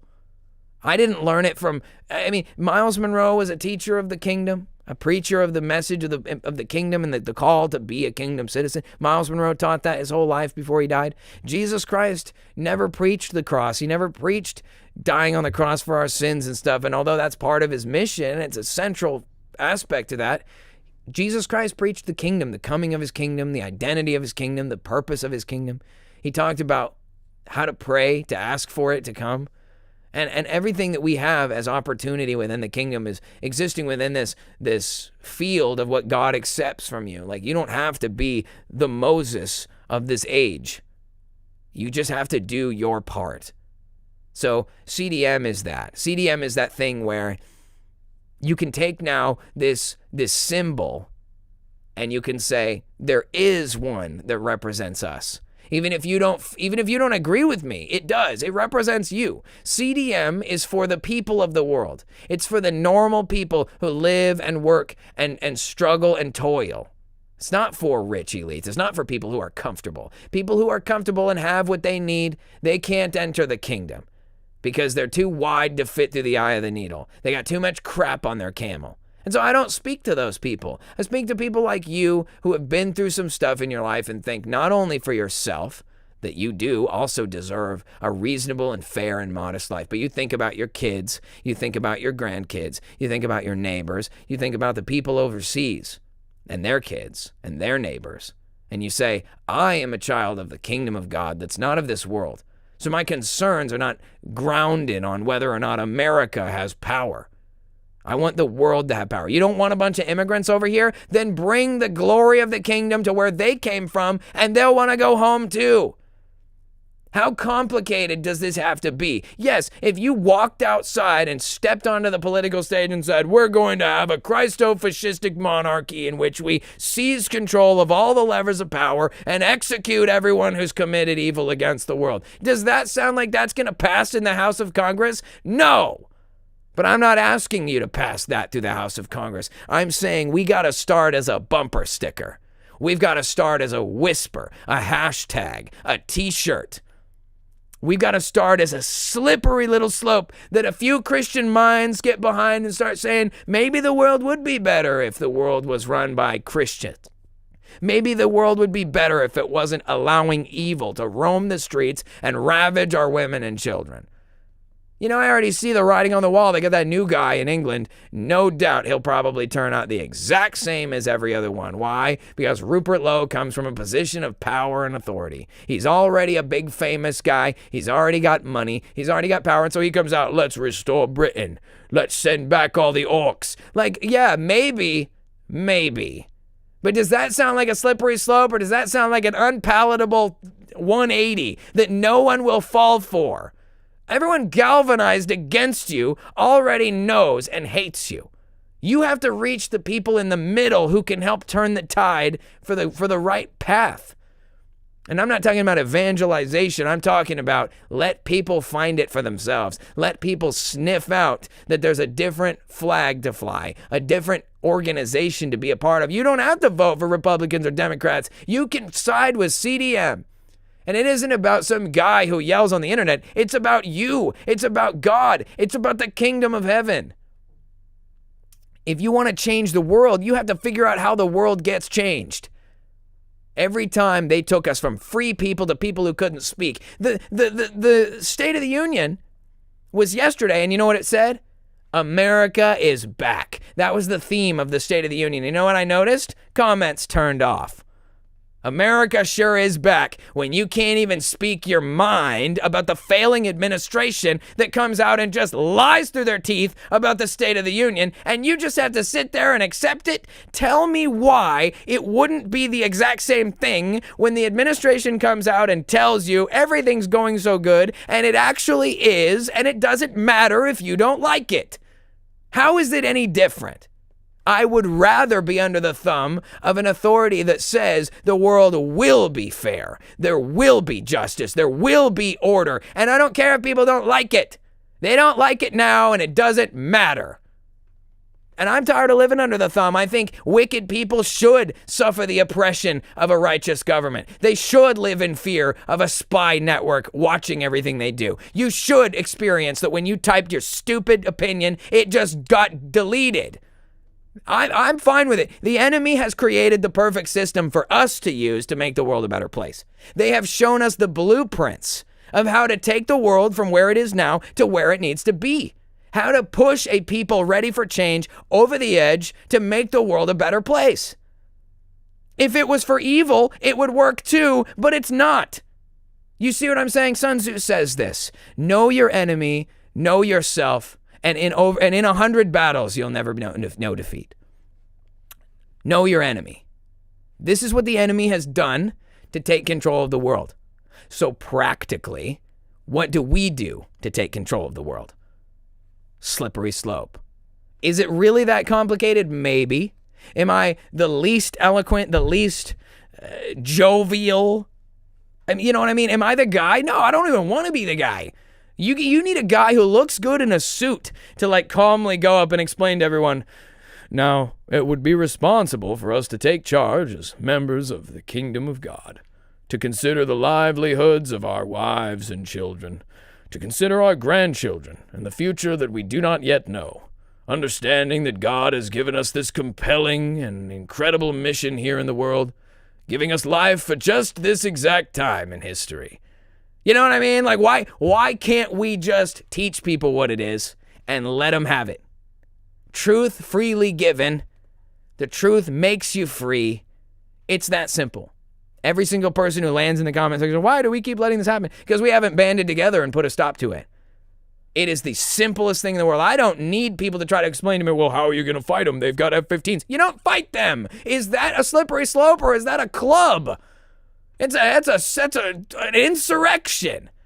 You think we're going to form up a civilian militia of middle-aged people who are just going to like force the government and all those sycophantic fools and all of these useful idiots and all of these people who just want a paycheck? Are they all going to get ground up in the meat grinder of a giant Civil War / World War III to kill everyone who doesn't agree with us? It's the dumbest thing in the world. The only way this works is to just basically do what they've done to us, do it to them. Everybody already knows they're all evil. Nobody trusts the media. Nobody trusts the pedophile network. Everybody knows they're all bad. So we just say, okay, well, we're doing our own thing now. We're going to create our own slippery slope in the direction of a different way of living. And it starts to create a division, like a wedge, right? Because people start going off on the slippery slope and they say, yeah, honestly, all I care about is that the bad guys are brought to justice and that we have opportunity tomorrow. Because like Donald Trump comes out and promises all this nonsense about how he's going to jail Hillary and fix the tax brackets and all this, and he doesn't do it. And so what's the point of what he promises you if they're never going to deliver? So let me make the bigger promise then, because I intend to deliver. If people will trust that lying blackguard who has nothing to offer but lies and no delivery, then just hear me out.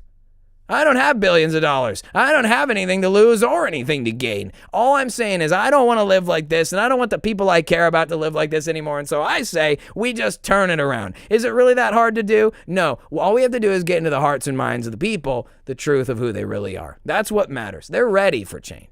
The people just need to find out where the change is coming from. You know, when it was time to support Donald Trump, they knew where to find the change. This loudmouth orange guy who's telling us that he's going to put Hillary Clinton in jail sounds like my kind of guy, and people blindly followed him. So let's talk about this then. Elevate a better leader. Elevate a leader that people can get behind. And I don't mean me, I mean the King, Jesus Christ, King of Kings and Lord of Lords. I say it's very simple. Should the world be run by heathens or by Christians? It's obvious. Should we know the difference between heathens and Christians? Absolutely. Should we allow heathens to call themselves Christians? No. I think that people should have to hedge their bets. They should have to pick a side, and there needs to be a side to pick. That's the final order. If we want to make the world a better place, and you want to change it, you have to give somebody something to put their weight behind. They have to feel like there's somebody who represents them. When the federal government was trying to figure out how to steal your money, they needed a way to justify it.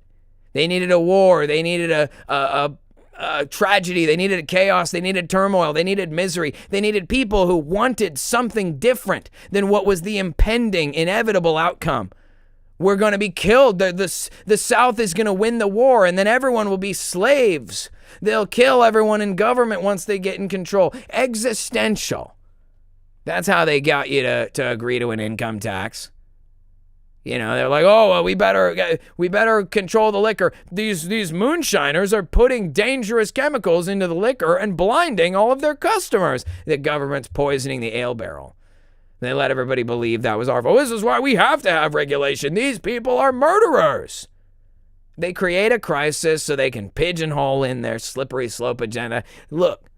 They created the crisis already. We don't need to, in the words of Hillary Clinton, never let a good crisis go to waste, right? This is it. This is the proverbial end of the United States. We're living in it. We're watching it now. 250 years, the great American experiment has failed. If what its purpose was to build a free land of the free, home of the brave, those days are behind us. Those days have been behind us. Ever since the reset, the erasure of the kingdom, and the history and all the buildings, everything that was beautiful about this place, they've slowly gotten rid of. Even the freedom and your opportunity to speak about it on the public forum where the president gives his address. No, comments turned off. If you want to keep riding the sinking ship to the end, I can't tell you what to do. You're going to do it anyway, right? For everybody in the world suffering from this and complaining about it, they're not going to do anything. So there's no change or change, right? Those are the two choices, no change or change. And I don't feel that no change is an option for me or for the people I love, for any of you people. For the people around the world, I am done. I could promise promises these people would never make you, and I'd put my life on the line for it. You will afford a house. You will make a decent living wage. You will have access to quality health care. You will drive on paved and clean roads. You will see the reduction to near zero in crime to as much as humanly possible. You will see peace between nations. You will see economic prosperity and peace. You know, all of this, it all culminates in the reality of the fact that there will come a generation in this world. It is spoken about in the book of Revelation. You must know that it is true because it is the revelation of Jesus Christ. It is his prophecy. The fulfillment of his purpose in the world is that his kingdom will be here forever and ever on the earth. And there will come a day where the old order of things has passed away. And you can say whatever you want about the magical nature by which you think it will come to pass. But I'm a man of action, and I am a man of practical reality. There will be a day that the old order passes away, and it will pass away because it is crushed underfoot by the kingdom of God. And who is the kingdom of God? We are. You and me. You didn't come to Christ because you heard an eloquent word. You didn't come to Christ because the Bible just made sense. You came to Christ because you heard him call, because the shepherd calls his sheep unto himself. And Galatians 3:9 says that if you are Christ's, then you are heirs to the promise. That means that we are the kingdom. You didn't come to Christ because you heard something and you changed your mind. You came to Christ because you were already his. And now that you know who you belong to, the time is now for the world to know that too. Who you are, who we are, and who they are. That's the reality. So what is the slippery slope? It's the mechanism by which they have stolen our freedom, our choice, our future, and the future of our children and grandchildren. I know no one who owns a house. Nobody my age. Nobody who has any of their shit together. And yeah, I came from a bad background, and all my friends are various struggle types. You know what I mean? But it doesn't have to be that way, man. It was people had houses in the medieval times. Like people had hovels, and it was just like they just lived in the woods, and there was no property tax. If he wants to put in a barn, he just builds it. There's no permit. Guys, we've got to get our freedom back. You want to go be a weirdo and like do weird things in the woods? Like I can't tell you what to do, but we're not going to be ruled by that. We are not going to be ruled by this anymore. I will not stand for it because the reality is there. It's not just some conspiracy theory anymore. It's not just a guy angry because there's monsters underground and monsters on the surface trafficking and eating our kids and running the school pictures thing so they can use it as a menu for their lizard overlords. I am not fucking doing it anymore. Pardon my French. Anyway, I'm sorry. I did not mean to do the F-bomb. I'm trying to work on that. We should all be trying to improve every day. So what is the option? I have it figured out. It's ridiculous, but it's totally real. Christian Dominion Movement. Say it with me. CDM. The world will be better off run by righteous people. Say it again. Scream it to the clouds. Destination Kingdom. One day, the old order of things will pass away. Let us make it today. That's what I say. I see people all the time talking about, well, what if we just build the third temple so that Jesus will come back? Well, what if we just incite the end times? So what if we just hurry up and get the Magog battle, and then that way Jesus will do us? If you're going to be an accelerationist, then let's hit the gas pedal on the party bus. Let's bring on Destination Kingdom. Why ask for tribulation or for a Gog-Magog war when you could just ask for the kingdom now? Let's just get to the goods. You know what I'm saying? Destination Kingdom, all right? I know you guys have heard me beat this thing, but you've only just begun to hear how bad I'm going to be beating the dead horse about this thing because it's about to be my full-time obligation. I'm going to give all of my effort to CDM because the world deserves righteous representation. That's the word I was looking for. The world of the people of the kingdom of the world deserve righteous representation. No more of this picking between the lesser of two evils. How about we choose the neither of two evils? Destination Kingdom. Okay? I know I sound like a crazy guy on the internet, but try to hear what I'm really saying here. We'll have stickers. We'll have t-shirts. We'll have speaking events. We'll have channel videos. will proliferate on social media. We will begin to contest the idiocy of the world, and people will say, hey, finally someone who agrees with me. Finally something is being done, because not everybody is going to devote their lives to screaming about the kingdom until it's here. Not everyone's going to do that. But sometimes people have a different way that they are, fulfilling their call as the body of Christ. Like some people are going to stick stickers at the drive-thru that they go through. Some people are going to put one on their car. Some people are going to put one on their neighbor's car.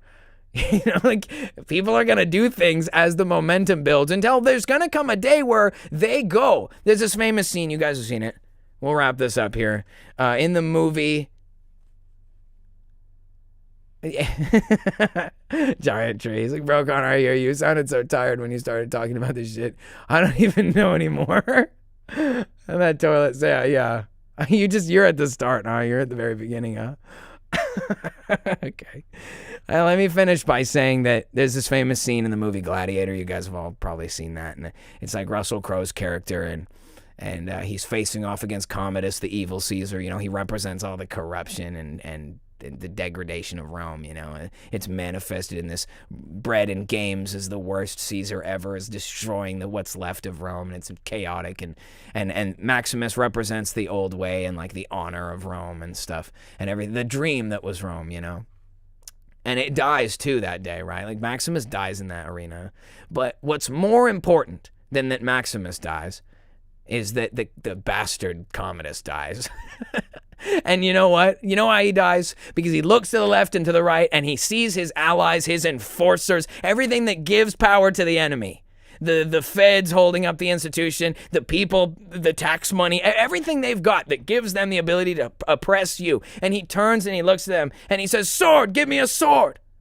And the head of the Praetorian Guard, I think his name's Quintus, he says, sheathe your swords. And they put their swords away, and they don't give Commodus a sword. He pulls a little dagger and tries to fight, and Maximus kills that guy, and it's over. And it's not because Maximus killed him, it's over. It's because the people of Rome said they were done. They were finished. When Quintus, when the Praetorian, they all knew. They hedged their bets. They said, you know what? This Commodus thing, this Epstein thing, I don't want to be on their side. I don't want to be on that list when this blows over to the other side, because they're going to know I'm on the list. I'm going to side with the good guys. When the world looks like finally we have a choice, they're going to choose not Epstein. They're going to choose not Obama, not Trump, not the deep state, not America. The rest of the world isn't going to choose the great Satan. What are we going to replace this thing with that everyone can appreciate? That's the responsibility of this generation, because America is on its way out, and so are all these other nations. Let's just be honest. China can't survive without our economy. Russia is in its own domestic and foreign turmoil. The major nations of the world are like swimming in poop and corruption. It's just like this, okay? And it's got to end eventually, and it should not end in like mass death. And I don't even believe that. I don't even believe, well, if we do nothing, we'll all die. I mean, I know that's the truth, but we're not going to not do anything. It's like, as much as I have to warn you about how bad it really is, it's at the same time not my concern, because the kingdom of God will rise. There will be a new heaven and a new earth, whether we live to see it or not, but I will die fighting to see it brought to life. I will spend the rest of my days here serving the kingdom. I will carry my cross daily, and I pray that you guys will have the courage to carry yours with me. That's about all. Guys, I love you. Thank you so much for being here for another episode of the Main Character Podcast. In this case, level 83, made possible by the Cult of Con. That's you guys. I'm Con Man, and thank you for being here. Tonight's episode was made possible by the Christian Dominion movement, because the truth should not only be declared, it should be imposed. And with all that being said, guys, thank you so much. We will be back next week. God bless you guys. Thanks for being here. Take it easy. And what you think, rearranging your mentality, got some Kool-Aid you can drink. It's a scam, it's a plan, it's a con, and I'm your man. You know I tell it like it is, I hold the secrets in my hands. Reflection and introspection is my profession. I'm recklessly disrespecting what you expect and investing in my discretion, teaching the lessons, impressions to keep you guessing what I do next, man. Now when the 1,000 years have expired, Satan will be released from his prison. He will go forth to deceive the nations which are in the four corners of the earth, Gog and Magog, to gather them together for the final battle, an army whose number is as the sand of the sea. It's amazing the affirmations that come my way when I fake it until I make it. The truth is waiting, complacent organizations. They say I'm racist, they hating, they making payments on my vacation. I'm the man, I'm the king, I'm rejecting what you think. Rearranging your mentality, got some Kool-Aid you can drink. It's a scam, it's a plan, it's a con, and I'm your man. You know I tell it like it is, I hold the secrets in my hands. Reflection and introspection is my